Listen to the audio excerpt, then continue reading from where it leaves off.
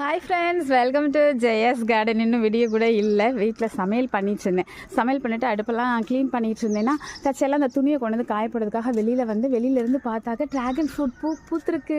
ஐயோ, போன தடவை தான் பார்க்கல, இந்த தடவை பார்த்து நல்லா கண்குளிர ரசிச்சிச்சேன். ஆனால் இப்போ என்னென்னா ஃபோட்டோ எடுக்கிற மாதிரி இடம் கிடையாதுங்க. கீழே இருந்தும் எடுக்க முடியாது, இந்த ஸ்லாப் இருக்குது பார்த்திங்களா, அதனால் மேலே இருந்தும் எடுக்க முடியாது. தெரியுதா எவ்வளோ பெருசு? நல்லாவே ஃபோக்கஸ் பண்ண முடியலங்க. ஆனால் பெரிய பூவாக பூத்துருக்கு. எப்படி எடுக்கிறதுனே தெரிலையே. பயங்கர பெருசுங்க.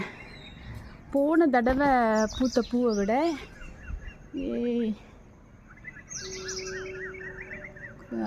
இருந்தாலும் இந்த ஃபோக்கஸில் ஒரு அரைவாசி பூ தான் பூத்தது தெரியுது. ரொம்ப பெருசுங்க, அழகாக இருக்குது.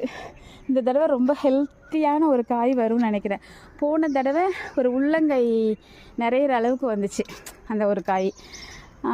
ஆனால் நேற்று கூட நான் ஃப்ரூட்ஸ் வாங்க போனப்போ அந்த நவாப்பழம் மட்டும் எப்போவுமே வந்து நாவல் பழம் டெய்லி வாங்குவோமா, அந்த கடையில் ஒரே ஒரு பழம் அப்படி பேக்கெட் பண்ணி போட்டிருந்தாங்க.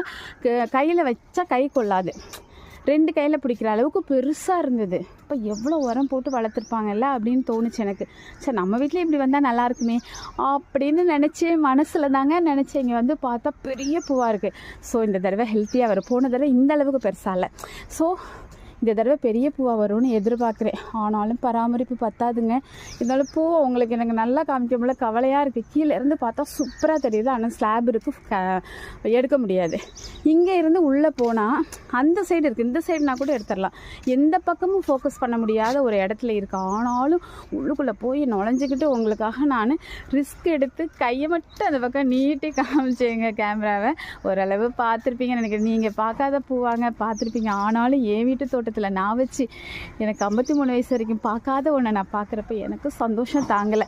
அந்த சந்தோஷத்தை உங்ககிட்ட ஷேர் பண்ணிக்கிட்டேன், அவ்வளோதான். மற்றபடி நீங்கள் எல்லோரும் பார்த்துருப்பீங்க, நிறைய உங்கள் வீடுகளில் நிறையவே பூக்கும்.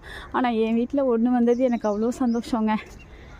ஓகே, உங்களுக்கு இது பிடிச்சிருந்ததுன்னா கண்டிப்பாக லைக் பண்ணுங்கள், ஷேர் பண்ணுங்கள், கமெண்ட் பண்ணுங்கள். தொடர்ந்து உங்களோட சப்போர்ட்டை கொடுங்க. ஓகே, பாய்.